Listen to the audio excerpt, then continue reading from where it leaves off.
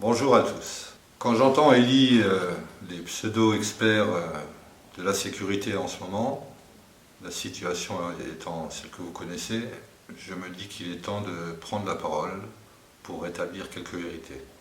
Et de vous faire un petit historique de ce qui nous amène à vivre ce que nous subissons aujourd'hui, de parler de votre avenir, de nos convictions. Alors je me présente, Régis Simoneski, président de la délégation Brinks actuellement et depuis 11 ans. 20 ans d'ancienneté chez Brinks et anciennement Securicor évidemment, pour les nostalgiques de la cravate avec les clés. Et mon parcours chez nous est à peu près celui que vous avez tous vécu, à mon sens, c'est-à-dire en gros un entretien rapide, express. Niveau d'anglais, Beatles. Niveau d'allemand, restait groupir. Niveau informatique, Pac-Man 3615 ULA. C'était ça en général. Ensuite, une bonne tape sur l'épaule et on vous rappellera. Le problème, c'est qu'il y a 20 ans, il vous rappelait. Ça commence par un coup de téléphone. Vous démarrez lundi dans une station-service de nuit tout le mois. Par contre, il faudra faire des croissants, il faudra faire la caisse, il faudra faire du pain et les filles vous formeront sur place. Voilà. Pour la tenue, un patrouilleur vous amènera votre uniforme. Alors, mon premier jour démarre par 3 secondes et demie de formation, et hop, dans le grand bain. On m'a amené mon uniforme, un pantalon du 72, je dirais, une chemise trop petite, et je me suis transformé en agent de sécurité, caissier, boulanger, homme à tout faire, etc., etc. On se dit que ça va pas durer, et finalement ça a duré 1 an, et 1 an ça suffit pour vraiment se mettre la corde au cou.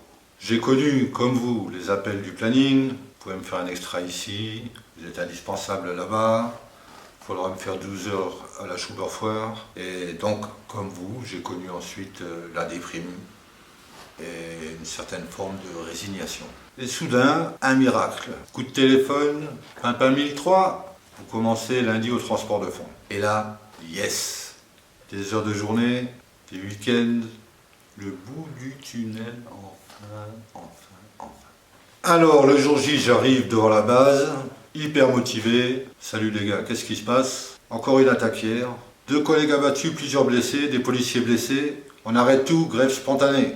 Donc, à l'initiative des convoyeurs de chez Brinks, qui ont décidé courageusement de bloquer les bases Securicor et Securitas, le transport de fonds s'est arrêté. Et là, je me suis dit, on sent bien là, tout doucement, le goût de la révolte, une amorce de solidarité, un ras-le-bol collectif. Et je me suis dit, on fonce. Allez, c'est parti. Je vous passe l'arrivée de la police, la direction ulcérée, notre directeur qui fonce dans la foule avec sa grosse berline. Mais finalement, la police calme le jeu et décide de ne pas disperser les grévistes, d'être compréhensive, le tout sous les menaces évidemment de la direction. Et là, arrivée des 2 syndicats nationaux. Les superpuissances de la contestation stérile qui nous font d'entrée une première déclaration de soutien. Eh les gars, vous n'avez pas le droit de faire ça. C'est illégal. Vous nous foutez dans la merde. Véridique. On évite le lynchage de justesse. Alors du coup, changement de stratégie. On nous ramène des drapeaux rouges, des casquettes rouges, des drapeaux verts, des chasubles verts. Et c'est le statu quo. Le bras de fer commence et nous on est hyper motivés. Il y a quelques statiques qui passent pour nous soutenir. L'opinion publique nous soutient. Elle s'offusque même en apprenant nos salaires. Donc je me dis que c'est bien parti. C'est là que je dis, c'est dans la crise qu'on voit vraiment le caractère des gens. Vous voyez ça peut-être actuellement autour de vous, les bons et les mauvais côtés, et là vous allez mieux comprendre. On nous livre à boire, des saucisses, de la soupe.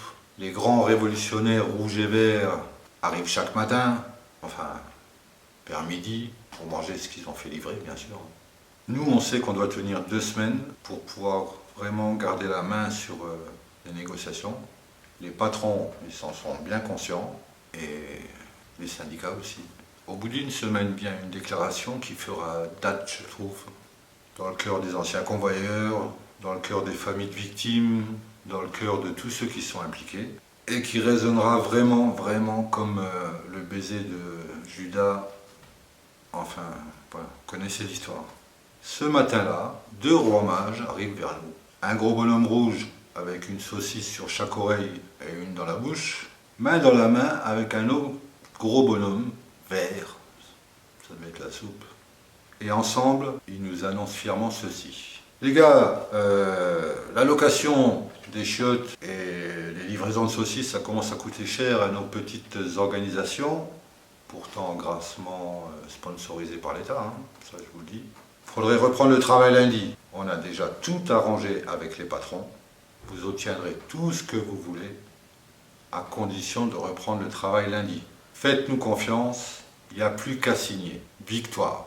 Sur le coup, on est tous contents. On n'a pas compris une chose. C'est que le gros en rouge, il a ramené la Melwurst, le gros en vert, il a ramené la vaseline, et que les patrons sont en train de pousser bien profond. Alors on a repris le travail sans pouvoir s'asseoir pendant longtemps. Donc, chers agents et chères hôtesses, comprenez pourquoi on est les déconsidérés, les dernières roues du carrosse. On est maintenant 20 ans plus tard. Même constat, même mensonge, et pourtant, encore un autre miracle, un virus chinois ou martien, ou appelez-le comme vous voulez, fait que vous êtes soudain devenu essentiel. Essentiel. Vous y croyez-vous ? Vous qui êtes harcelé par vos petits chefs, vous qui êtes méprisé par vos directions, infantilisé par les syndicats nationaux, écrasé par une convention collective qui vous tient la tête sous l'eau, vous êtes devenus les héros. Ça vous fait pas penser à 14-18, les sacrifiés, ceux qui ont eu la médaille posthume? Alors il va falloir se réveiller, vous réveiller. Après cet historique bien réel, hein, qui peut faire rire ou pleurer, c'est le moment de passer au vif du sujet parce que nous, notre message, il se veut constructif. Vous dire qui vous êtes aujourd'hui et qui vous pouvez être demain, parce que dites-vous bien que vous le méritez. L'agent de sécurité 2020, c'est vous, vous n'êtes plus des pions.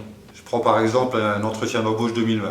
Niveau langue, anglais, allemand, français, portugais, luxembourgeois. Niveau informatique, Word, Excel, Windows, le tout maîtrisé. Vos formations, bac, des fois bac plus 2, pompier volontaire, SIAP, 1, 2, 3, etc. Et vous sortez de l'entretien avec la poignée de main glaciale d'un assistant RH qui vous dit on vous rappellera, et qui se dit en même temps que vous allez lui piquer sa place. Alors parfois seulement, hein, parfois il vous rappelle, pas souvent. Il faut bien se dire que l'agent tas de sable, il a disparu. Les postes que vous occupez, les sites que vous sécurisez, c'est quoi aujourd'hui? La Banque européenne d'investissement, les réfugiés, la Chambre des députés, les banques. Je pense pas qu'on accepte des guignols dans ces institutions. Ailleurs, c'est la police qui fait ça. Chez nous, c'est vous. Dans les foyers, les réfugiés, ailleurs, c'est l'armée qui fait ça. Chez nous, c'est vous. Vous êtes hyper qualifié, vous connaissez toutes les techniques de la sécurité, mais vous êtes au tarif non qualifié, interchangeable. Depuis la pandémie, là, on vous envoie devant des supermarchés, devant les urgences, sans équipement, difficile d'avoir un masque, difficile d'avoir des gants, et surtout sans reconnaissance. Je me rappelle encore l'année dernière d'un milliardaire qui avait perdu ses clés et qui avait demandé un agent statique chez nous. Le mec tournait 12 heures de nuit, sous la neige, par -10, et le gars le regardait derrière sa baie vitrée et téléphonait pour râler quand il trouvait que le statique était trop statique. Il s'est cru chez Captain Igloo Security ou quoi, lui. Et pourtant c'était votre réalité. Surexploité, sous-payé, mais essentiel aujourd'hui. Alors je lis sur les sites OGBL et LCGB un tas de promesses de prophètes ridicules, avec des combats moyenâgeux. Pourtant c'est eux qui négocient votre convention. Ils ont la mémoire presque aussi courte que les idées. Je m'explique. Les 12 heures, c'est eux. Les 192 heures par mois, sans supplément, c'est eux. Les 12 mois d'échéance, c'est eux. Les HP, astreintes, ou comme, peu importe comment on les appelle dans les autres sociétés, ça c'est aussi quelque chose qui a été décidé par eux. Ça a été créé par les patrons à la demande de ces deux syndicats. Dans la nouvelle convention, les 48 heures du lundi au dimanche, c'est eux.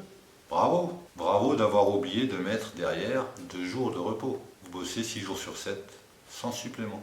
J'en passe et j'en passe encore parce que j'en peux plus de ces messages en rouge, de ces espoirs en vert et de ces mensonges au final multicolores.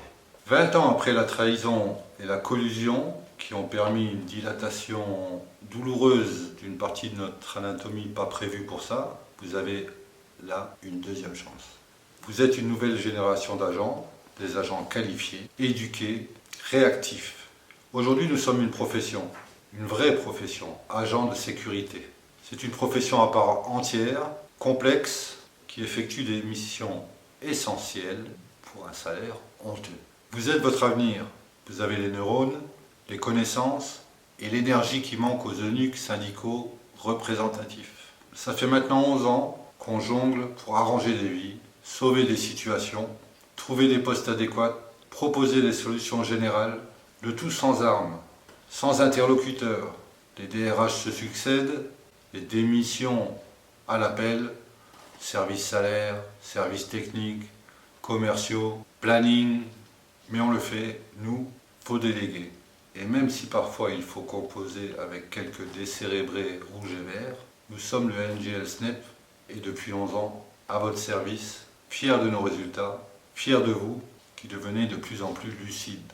Nous sommes là pour vous aider à reprendre les rênes de votre vie professionnelle, à reprendre confiance en vous, à vous redonner votre fierté. Nous sommes là pour vous accompagner dans un futur où vos connaissances seront reconnues et rémunérées décemment. Encore dernièrement, un agent nous disait qu'il n'y avait aucun avenir dans la sécurité. On serait toujours des pions. Et j'ai pas pris ça pour un présage, mais pour une prise de conscience. Celle d'une génération essentielle pour vous, tous les jours, et particulièrement en ce moment. Nous, on ne télétravaille pas à 5 000 € par mois. On est sur le terrain, au même titre que les femmes de ménage, que les infirmières, que les éboueurs, que les caissières, que les aides-soignantes.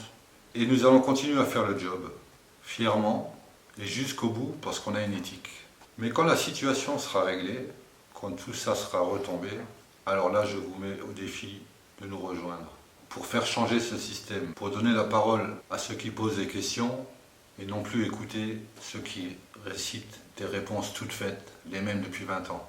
Il sera temps de choisir entre mordre ou avaler, et 20 ans après avoir fait trembler la place, apprenons de nos erreurs, prenons-nous en main, oubliez les mensonges diffusés par des sites qui vous désinforment, oubliez les mensonges de ces syndicats noix de coco, la tête dure mais pleine d'eau. Prenons-nous en main, nous avons un métier, un vrai métier, soyons-en fiers, soyez fiers de vous, rejoignez-nous, rejoignez-nous.